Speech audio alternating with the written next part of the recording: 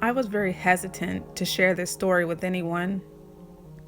In fact, the only people who know of this happening are the ones mentioned in this story. Even my closest friends and fiance have no idea. I've kept it a secret out of embarrassment, shame, and flat out fear. It's still hard to talk about, but I'll try to get through as much of it as I can. I'm a 29-year-old male living alone on the outskirts of San Diego. I have a pretty decent job as an engineer, making a lot of money, and in general, I'm pretty content with my life, outside of the fact that I'm slightly overweight. I didn't have the best childhood though. My dad was very abusive towards my mother, both verbally and physically. She, however, never left him, and they stayed together until he died of alcohol poisoning when I was 24 years old. Because of this, I was sent to live with my aunt and my uncle when I was only 9. And yes, that is important to know. It was around that age that I started having this dream. See, this dream always started out the same. A man would be following me around my house, and it was always the same man. And he was very nice looking, dirty blonde hair, green eyes, well dressed. Nothing too out of the ordinary, except he was in my house. And I talked to him a lot. He followed me around, and at night he would come into my room and we'd have deep discussions. He was very nice and understanding of my situation and believed whatever I told him. Now, my aunt and uncle chalked this up to a recurring dream, even though I told them I could see this man while I was wide awake. I was not sleeping, but it was dismissed nevertheless. And he only came at night after they put me to bed. I vaguely remember the dream as a child. I just know what my aunt and uncle told me about them. They ended up sending me to a psychologist who agreed with them that I was, in fact, having a dream. Fast forward to my first year of college. I started later than my friends and was a freshman at the age of 22, so that I could work and save up some money so I wouldn't have to take out so many loans. And the first half of my year was great. I had really high grades and met a few new friends, all while living on my own with no student loan debt and a good job. It was the second half of the year where things went downhill. My girlfriend of 2 years, she broke up with me, and as a result, my grades began to slide. In case you didn't know, science and technical majors usually take classes in their focus areas during their freshman year, whereas most other majors don't do that until halfway through their sophomore year.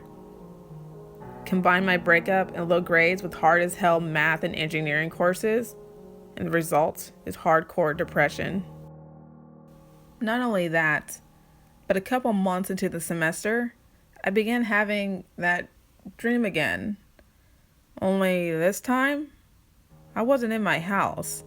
I was grown and I was in my apartment, maybe watching TV or at my desk trying to finish some homework. And every once in a while, there he was, the same man that I described as a child to my therapist. In fact, the first time it happened, I was terrified. I was watching rerun episodes of The Office while drinking a beer, wishing that I would just lay down and die so I wouldn't have to deal with any more of the pain. That's when it happened. I heard his voice first before I ever saw him. "What's wrong, kiddo?" I looked around at first, wondering if it was just my imagination. When I didn't see anything, I brushed it off and turned up the TV. But not even a minute later, I heard the voice again.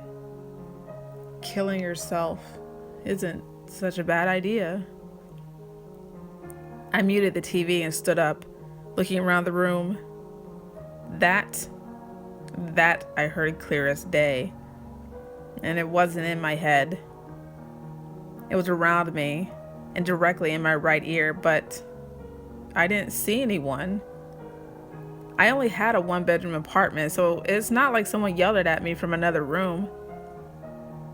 But just in case, I checked my bedroom and I still saw nothing. I searched everywhere and looked around, even checked the closet, but it was empty. But as I was peering into the closet door, it came again in the same deep voice. Only this time, it was from behind me. Don't worry, you'll get it soon. I began freaking out at this point. Has someone broken into my apartment?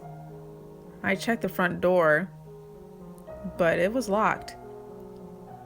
I was just in my bedroom, and that was empty, as was the living area.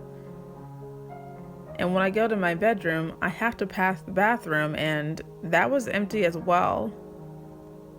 So I only left one place, my kitchen. I stopped in front of the kitchen, scared to peep in behind the wall. I stood there for about a minute shaking and completely freaked out. Then I heard another sound, a laugh, a deep, hearty, grown man laugh, and it was coming from the kitchen. I peered in, and there he was, the man.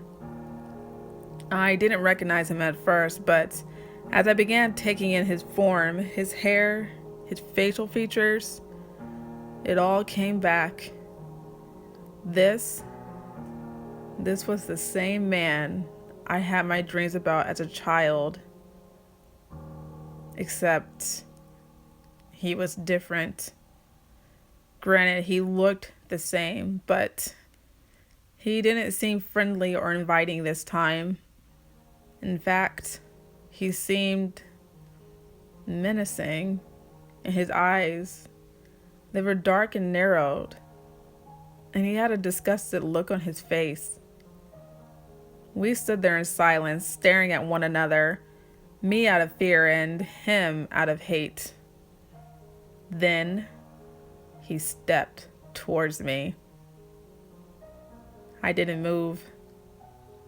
Another step, heavy against the kitchen floor. This time, I took a step back. He continued towards me at a slow pace until finally his nose was inches away from mine. I hadn't realized it, but I stopped breathing. My chest began to ache, begging me to open my lips and take in some oxygen, but I didn't dare draw a breath. He stared at me, unblinking, for what seemed like a complete eternity.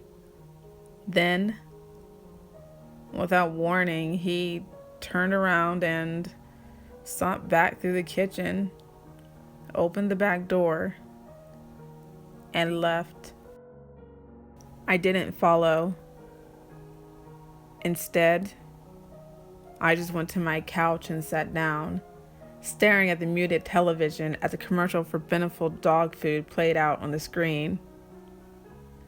I was like that for about an hour until I realized the door was still open because I hadn't closed it.